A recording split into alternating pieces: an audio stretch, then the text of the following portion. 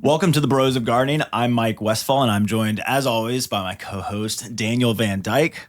How you doing? Good. I'm doing good, bud. How are you? Good. And look, there's a new face here. You can see his face. This is Alex, the producer that is usually behind the scenes, but he's in front of the camera today and if you're listening to the podcast, you'll hear his voice maybe a little bit more today because today we're having a bro versus bro on our favorite shrubs. So we're kind of having a shrub off, I guess you could say. Absolutely. So it's going to be a lot of fun. Daniel and I have listed out our 5 favorite shrubs. And we are going to list them 5, 4, 3, 2, 1. And Alex is going to judge them to see who the winner is. Yes. So Pressure's on. Each shrub that we'll list, we'll kind of give a little description and why it's one of our favorites, and we'll kind of talk about it a little bit. So that way you know why you might want to plant this shrub in your landscape or around your yard or in containers or whatever you might want to do. So we'll give you a lot of information, and then Alex will kind of make a decision. The good news is Alex doesn't know a ton about plants, so he's going to learn along with y'all, and then he'll make his decision based off of what he thinks is the best one. Sounds good to me. Yeah. Shall we get started? Let's do it. Let's do it. All right. Who wants to start? We're going to do number 5 first. You want to go first or me? Go for it. Okay. My number 5 favorite shrub is Indian hawthorn snowcap. So we're trying to pick some specific varieties, but Indian hawthorn in general is a great shrub. It's very easy to grow. It's very low maintenance. It forms a nice little dome shape. It gets about 3 by 3, maybe 3 by 4, so a little bit wider than it does get tall. So it's a great kind of second tier drop down plant. It's evergreen, which I love. You know, a lot of people want a evergreen shrub in the front of their landscape. It blooms in the spring, it can take full sun, and it changes color in the winter. So the snowcap specifically changes to kind of a really dark maroon color. And as it kind of works out of that maroon color, it becomes white. It blooms with a white flower. So it's a really interesting shrub. It's very, very low maintenance. Now, the only downfall, if I were to give you a downfall to pick on, is it's kind of like deer candy. So if you've got deer, the deer will eat it. But if you don't, it can grow in coastal areas. It can grow in colder climates. It does very, very well. It's just one of my favorite shrubs. It's kind of a go-to, especially for the beginning gardener, for somebody that's in the landscape. I guarantee you it's the question that we get asked the most. I want something evergreen that blooms, looks good all year round, is low maintenance, easy, all of those things, and I don't have to prune. And this, I think, checks almost all those boxes. So that's why it's my number 5. All right. I'm looking at it right now, and it is pretty enticing. Daniel, what do you have for me? All right. So along kind of the same lines, I've got one. It's called a Crimson Fire Loropetalum. Yeah. It's one of my favorites for a lot of the same reasons that Mike just listed. Again, Loropetalum is a big family. Like there's a lot of different Loropetalums when you look it up. Some that get 10, 12 feet tall. This is a little bit more of a compact version. It's not going to get too big, but some of my favorite characteristics are, again, it is evergreen. Yep. It does put out a bloom set in the early spring. It's like a light pink bloom, but the actual foliage color is really why I like it. It's kind of this dark burgundy. Yeah. The new growth comes out a little bit more of like a fire red, and then it kind of fades into this dark burgundy color all year round. And so that's why I like it so much, is that you can mix them in and you get this pocket of color or this pop of color all year, and it is evergreen, so you always have that substance. Just like you said, that's what everybody wants. They want, and a lot of times our question is, does something bloom all year round? So whenever I get that question, that's when I go straight to foliage color. Yep. I'm like, okay, we can't get you blooms all year, but if we can get you color all year, outside of just, like that dark green is a beautiful aesthetic too. There's nothing wrong with that. But if they are looking for something a little different, if they have some green backdrop and they want something in front of it to kind of pop year round, that's why I like to recommend the Crimson Fire Loropetalum, just because you get that dark purple, which if you already have green, it's going to contrast really well. Yep. It can go like, lighter colored, siding on houses, the red pops and, that purple pops. And so, it's one of my favorites. Again, a lot of the same reasons, very low maintenance. If I had to give a downfall to it, again, it won't die back or die out from a cold winter. If it'll get a little bit of winter burn if we get a really, really harsh winter. It might defoliate a little bit, but it's going to come back. It does have a little bit of maintenance from just a pruning standpoint. But again, that's a more dwarf variety compared to some. If you go down the rabbit hole of Loropetalum, you'll see a lot of different sizes and a lot of different things. So that one specifically is a little bit more dwarf. It's a little bit newer. I'd say it's been around probably, I don't know, it might be 7 to 10 years now. now, but it's on the newer side of some of the loropetalum, and that's become a tried and true for me when I'm, designing and doing stuff like that for a lot of those reasons. Yeah. It's a very cool one. It is a very cool one. And I love Indian hawthorn too. I think I'll have to give Daniel this purely because it has the color the whole time. Yeah, and let's go ahead and check that. and it's also don't have any deer problems as well. Yeah. And our winter seasons here aren't always that bad. So I don't think that would be too much of a problem. Right. And I think that's probably why I choose it still. And that's why I like a lot of this stuff. I mean, and Mike knows just as well as I do. I mean, and let me preface this as well. I don't know if I wasn't intentionally trying to cheat, but if deer are hungry enough, they will eat almost anything. So, that's a fact. I wouldn't call them deer candy, but at the same time, like I said, it's just, winters and stuff like that are so, they can be very mild. And so that's why I just always like to warn people, even if they brown out, they burn out a little bit. They're not actually dying. They just, it's kind of a defense mechanism. So. Yeah, I mean, loropetalum was on my outside looking in for sure. It's one of my all-time favorites. I've mentioned it in previous podcasts. You can put like yellow foliage with it, and that's my alma mater, JMU. So the purple and gold. So I really like to have that purple and gold in my landscape, and I think it's just an easy contrast. So it's a great one. It is a good one. Sorry, Mike. Fortunately, this is going to Daniel. I do need a pen, though. Sure you are, sir. Got to make tally of what we got here. All right. So number 4, we'll make Daniel go first on this one. All right. So number 4, I went with a plant called Soft Caress Mahonia. So again, if this is if you go with Mahonia and you go down the Google rabbit hole, that is classically a very sharp bush that has it's a sticker. It looks kind of like an old school holly, and it's there's a lot of different forms. Again, there's a lot of different varieties, but Soft Caress is exactly what it says. It's soft to the touch. Yep. What I like about Soft Caress is it gives you a little. It grows in the shade, which a lot of my favorite shrubs, admittedly, they need sun. A lot of times that correlates with a lot of the the flowering and stuff like that. And so what I like about Soft Caress Mahonia is it can be planted in the shade. It can take some sunlight as well, but it really does thrive in the shade. I've planted them under trees. They do well as understory plantings. Yep. But they also kind of have a tropical feel to them. And they do. I mean, that's something we talk about a lot, is trying to achieve different aesthetics, but still be kind of climate conscious. And so that's one that I go to a lot. If somebody's like, they live in our area where they can't do a lot of tropicals, it's in the shade, but they want a tropical look. Well, that can be a tough puzzle to solve. So that's why Soft Caress Mahonia kind of caught my eye, and then we haven't had a lot of issues with it, and I really like them, and they are relatively deer resistant. Again, when we're planting in areas that are that do have the deer problem. So you'll notice kind of a theme with mine a lot of times is trying to defend against certain issues that it can have. But Soft Caress Mahonia, it does have yellow blooms, and it blooms in kind of like the wintertime, and so it's a really cool plant that gives you some texture and aesthetic differences that a lot of other plants don't.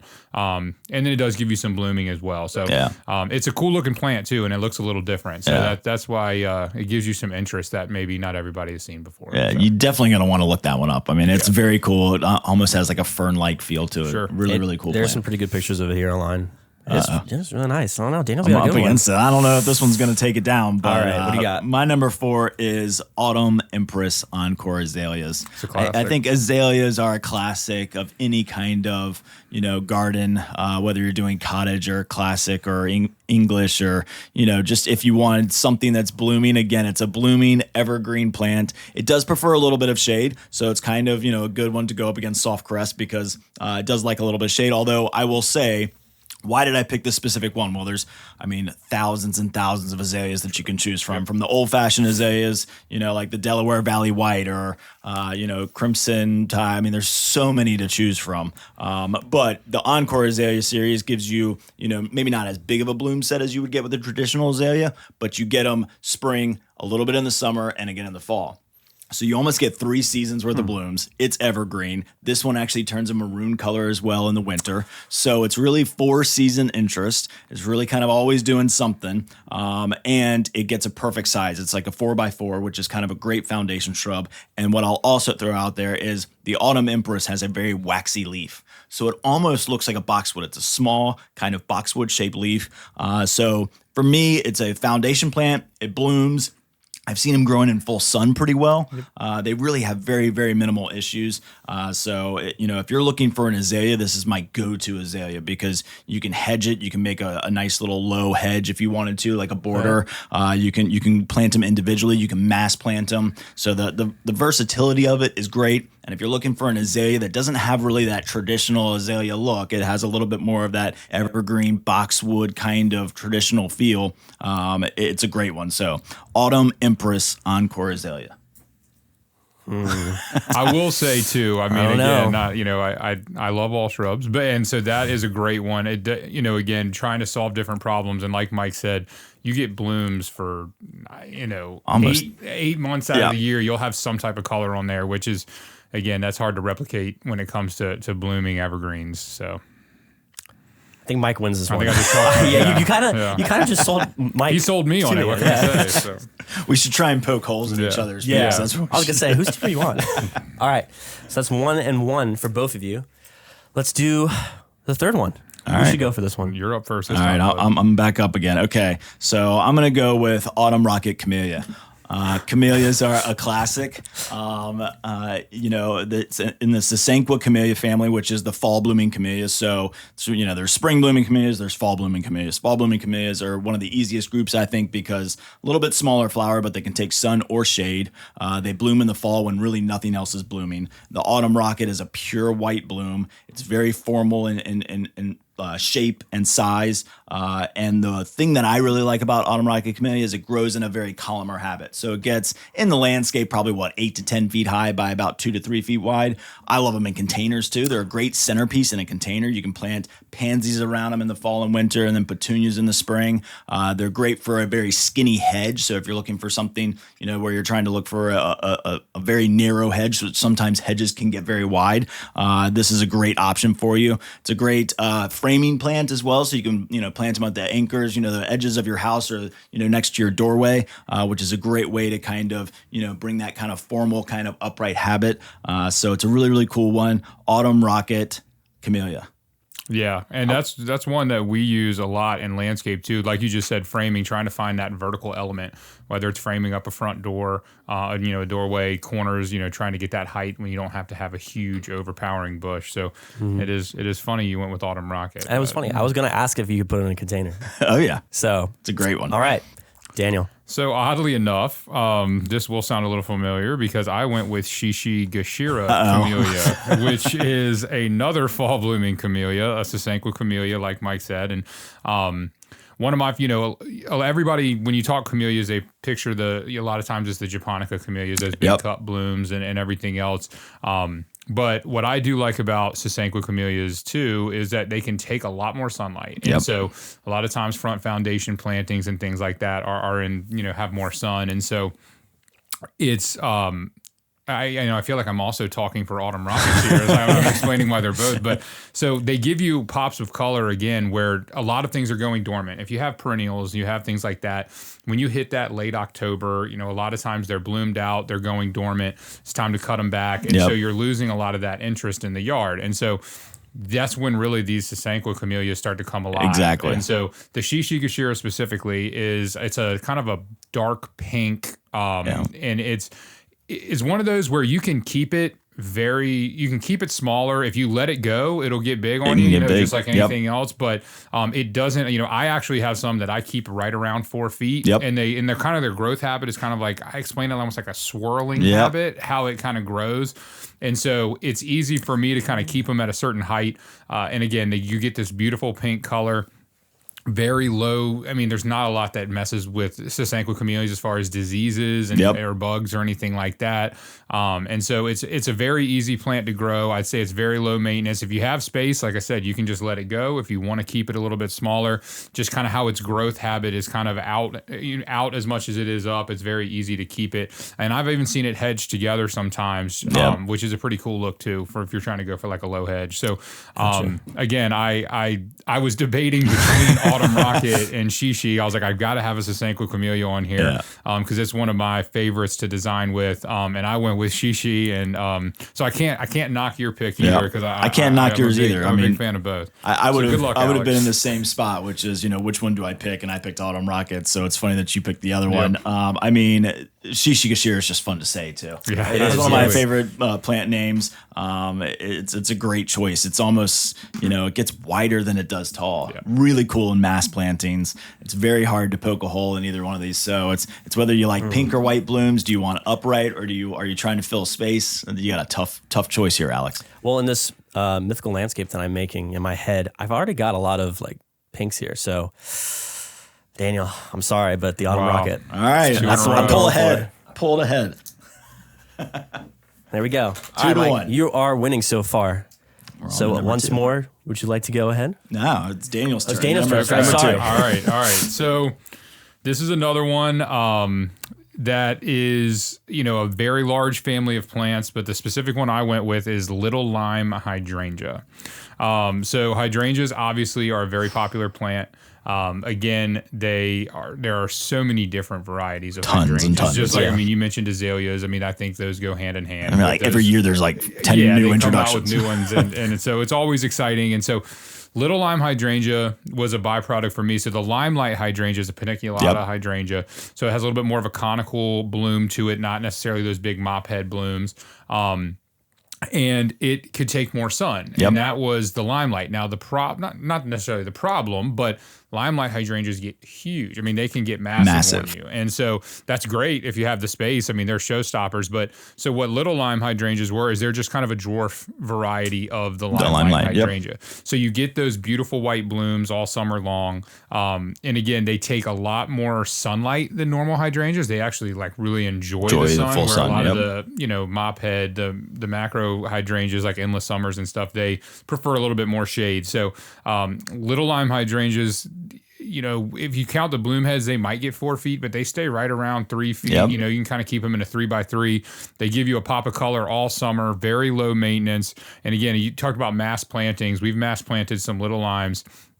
And it's just, you can't help but stop and just kind of admire them, because when they start doing their show in the summer, they're pretty hard to beat. And again, I always defer to things that are low maintenance, disease resistant, comparatively speaking. They don't need as much water, just because again they're a little bit built more for the sun and doing some of those types of things. So little lime hydrangea has become a staple for me to design with, especially because a lot of people, they say they want hydrangeas and they have full sun. Well, especially on the front of a house, you don't want to put something that's going to get 8 feet tall. So it solves different problems for people. And that's really what I look for, is to still give the aesthetic and kind of what they're going for.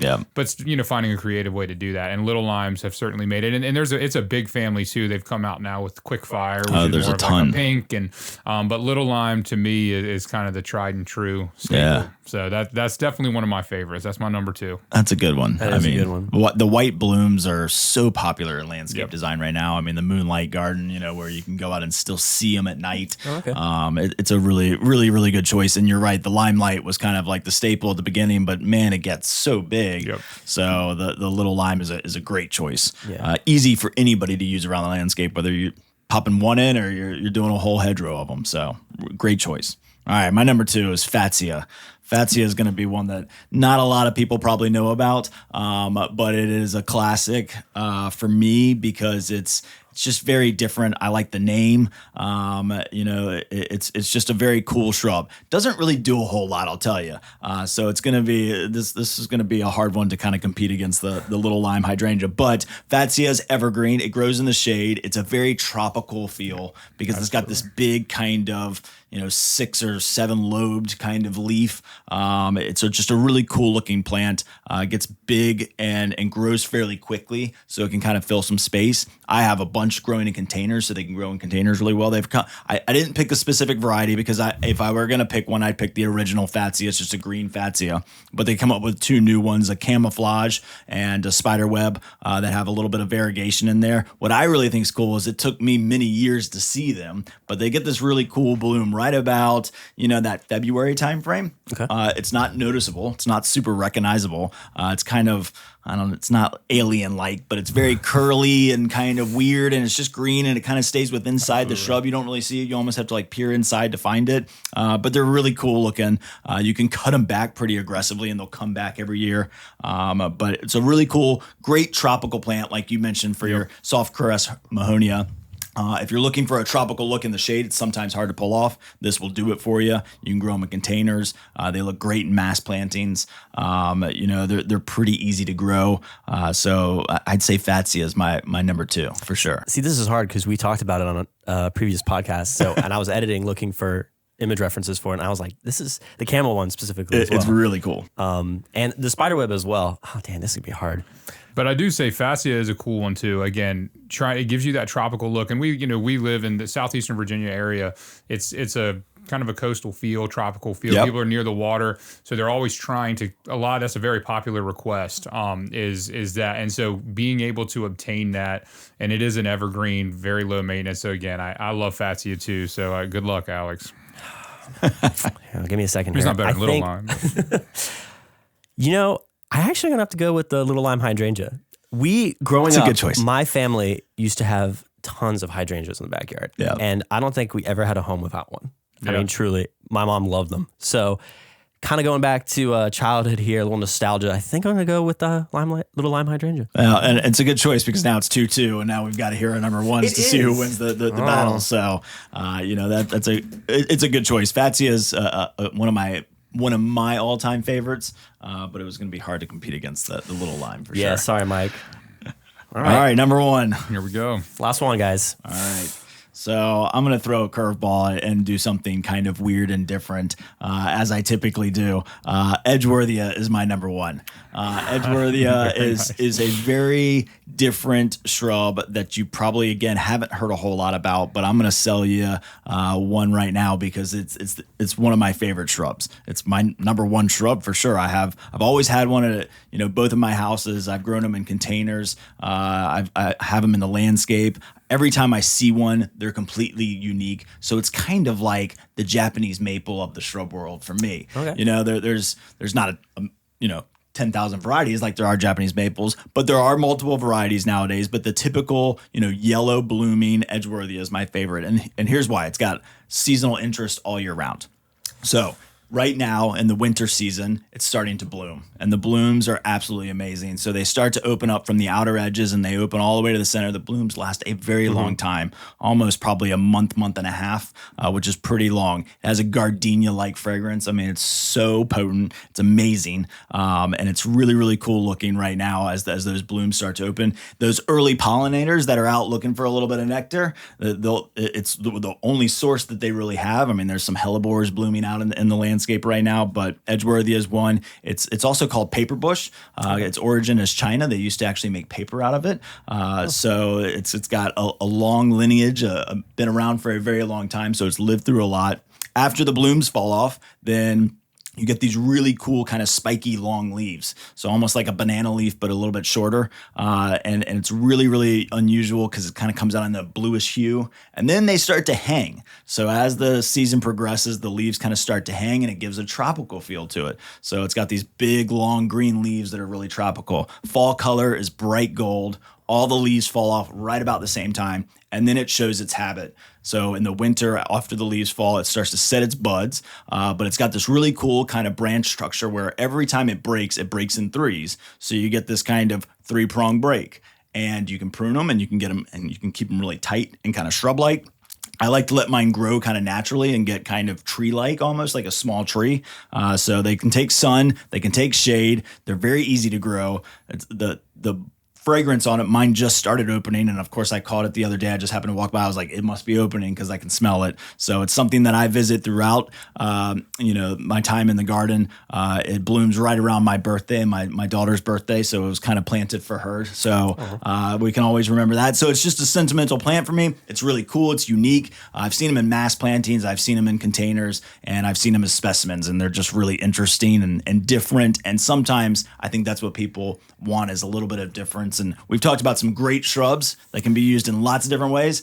But if you're looking for something kind of exceptional and an all-star of the landscape, the Edgeworthia is what I would pick. That is a very interesting one. I'm looking at it right now. I'm not gonna lie, I did not see that one coming. And I don't think I've ever seen this before. But I will say you were exactly right. And that's one where we talked about the impact of mass plantings. That one can be equally as effective as a specimen, if you're looking for a shrub. And so a lot of times we plant 1s and 2s of those where, on different sides to kind of create that focal point. So like I said, 5 through 2 were all evergreens, and then my last one's deciduous, but it's a cool one. Yeah, absolutely.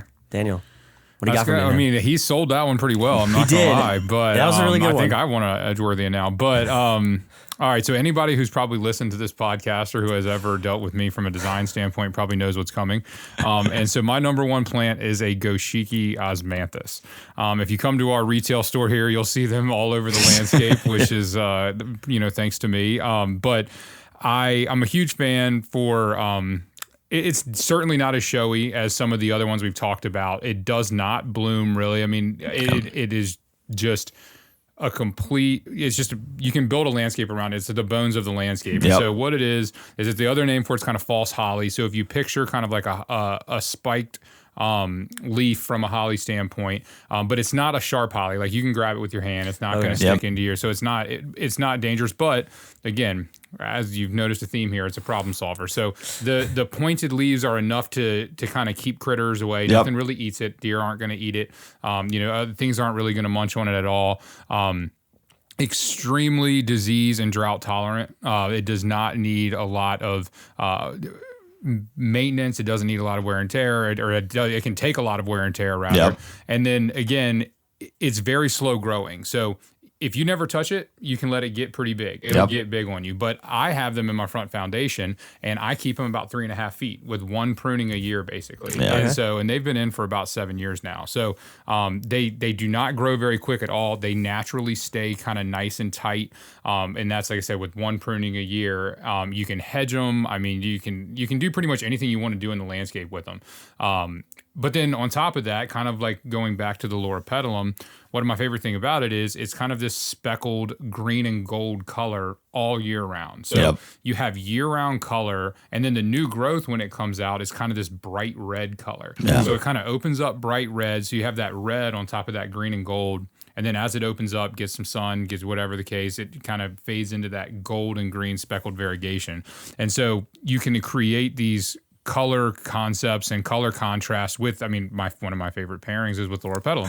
So you have that dark burgundy color on that green and gold backdrop, and it can just be a beautiful combination of things. And it's a problem solver. If people are, hey, we have a tough spot, we can't get something to grow, it can take sun, it can take shade, you can put it anywhere you want to put it. And so I tell people all the time, especially if they have a garden, if they have one side of their front foundation that gets sun, one side of their front foundation that gets shade. Well, that can be a tough problem to solve because you want to have, balance, symmetry. Right. Well, this is one of those plants where you can stick it in both. It might grow a little bit faster in the sun. You might have to prune it a little bit more, but it'll really grow anywhere and without very much, maintenance or care at all.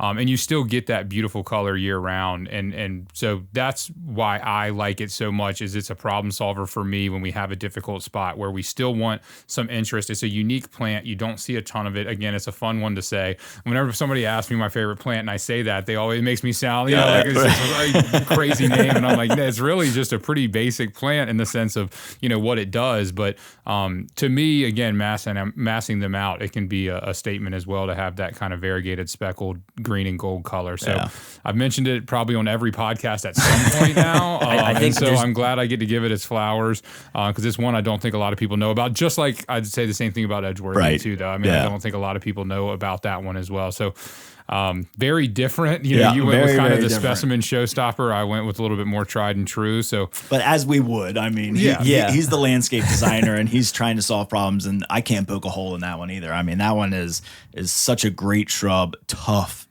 as nails. Yep. My father-in-law dealt with tons and tons of deer issues, so he's got a bunch of them planted in his back landscape. It just solves a lot of problems. And so if it's a tough choice because from a retail perspective, I want blooms and different and unusual to kind of excite customers and give them something different, but this one's going to solve more problems. We're going to sell more of them. It's a great shrub. Got a tough choice. Oh, man, I don't know. These both are really good. I really like yours, Mike, just because it's so different. I think though I'm going to go with Daniel because I love problem solvers for sure. Just at least things that'll just kind of work in the landscape as intended, right? Well, if one of those shrubs needed to be more well known, it's his for sure, because it just solves so many problems. It's a great Right. plant. I kind of went with that theme throughout my list of evergreens solving people's problems. They want something that blooms, it's evergreen, it can take sun or shade, and so I completely agree with them. I had to throw the curveball out there. It's a last ditch desperate effort. It was a effort. curveball, but it is very good. It's a very unique plant. Like I said, 100%. You really can build a landscape. I always say you start with kind of that specimen focal point. And if you have enough room to do a tree or, whatever but you can literally do that with an Edgeworth. For sure. And it's one that, again, not a lot of people think about. So both of them were truly very good. Were good ones. Maybe I also just picked it because I've heard you say it so much. I'm trying to brainwash everyone. I'm doing my best. It is a very cool looking shrub. So awesome. That was a lot of fun. We have our winner, Daniel. Yes. Daniel won this round. We're going to do this again, though. I guarantee it. We'll pick another group, maybe trees or perennials or something like that. That'll be fun. Yeah. We'll so we'll do this again. That was a lot of fun. The bro versus bro. Thank you, Alex, for judging and keeping us in line and getting us through our list and not letting us get off topic, because we could easily do that with this one. So thank you all for listening. Next week, we'll be talking about coastal landscape. Daniel mentioned coastal with the Fatsia. We're got lots of other plants that we're going to talk about when we talk about coastal landscape design and how you can kind of bring that coastal feel, whether you're on the beach or, up in the mountains. We can help you kind of feel like you're coastal living wherever you live. So we're going to talk about that next week. Thanks for tuning in, and we'll see you next time.